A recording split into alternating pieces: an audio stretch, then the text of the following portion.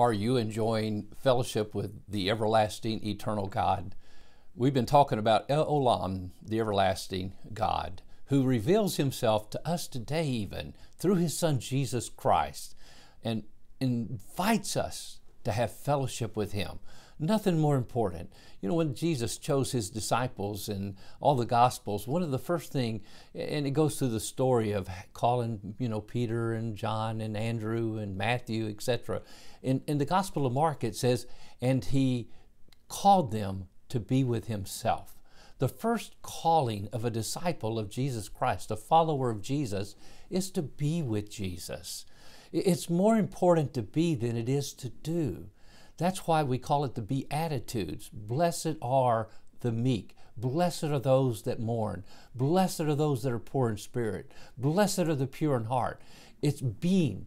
And only way you can be what you ought to be is having an intimacy and a fellowship with Jesus Christ. Do you have a quiet time where you take a few moments to read a psalm, to read a Proverbs, to read a few verses from the Old Testament, the New Testament, and just say, God, I need you to speak to me today? You see, it's not about religion, it's about relationship. And God is real. He is the everlasting God.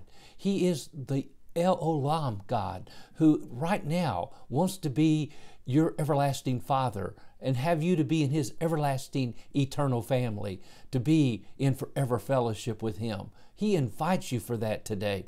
You know, that's what happened.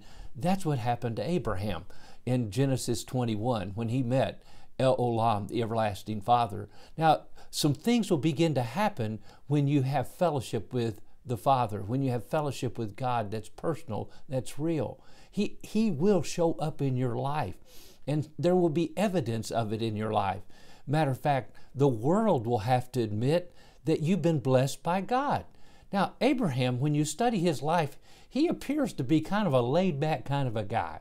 You know, when he and Lot's herdmen were having conflict with each other, Lot didn't confront Lot. Abraham didn't confront Lot and say, hey, now we got to straighten this up. You better take care of this. I'm your uncle here. I brought you here. Now, this is what you're going to do. And that's not what happened. Matter of fact, Abraham says, hey, we're brethren. These things ought not to be. He's like a peacemaker. And he said to Lot, now, if you go that way, I'll go this way. You go this way, I'll go that way. I mean, he was kind of laid back. When he comes to this passage in Genesis 21 and he's wanting to find some permanence in his life, the next thing you know, he's finding his herdsmen and his well diggers are at conflict with Abimelech, who was like the prince of the area, the king of the area. And Abraham, again, is somewhat laid back in his relationship with Abimelech. He doesn't actually want to have a confrontation with him or conflict with him. He even lies about his wife, Sarah. He says she's my sister, and Abimelech actually has his eyes for her. An interesting story. Abraham seems to come across as a guy that as he faces life, he's somewhat afraid. But here's what happened. As he enjoyed fellowship with God, Abimelech, the king of Egypt, and others would begin to notice that Abraham had the blessings of God upon him. He had the favor of God upon him. The same is true of Joseph in the Bible. The story of Joseph, remember later on in the book of Genesis, it says, and the hand of the Lord was upon him. And as he dealt with issues in his life, as he dealt with problems and challenges, with his brothers throwing him in a pit, being thrown in a prison, people lying about him, you find that the hand of the Lord, the favor of God was upon him. And when the favor of God is upon you, the world has to admit it. And people promoted him to places of responsibility because they could see that.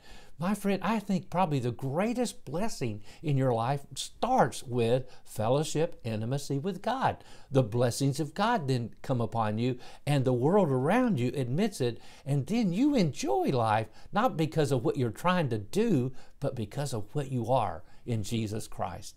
Oh, today, what a great day to begin this journey of fellowship with the Lord. That's my prayer for your life. And I'm truly just asking you to join us, as John said in 1 John, that you truly may have fellowship with us. And our fellowship is with the Father and with his Son, Jesus Christ. God bless and have a great day.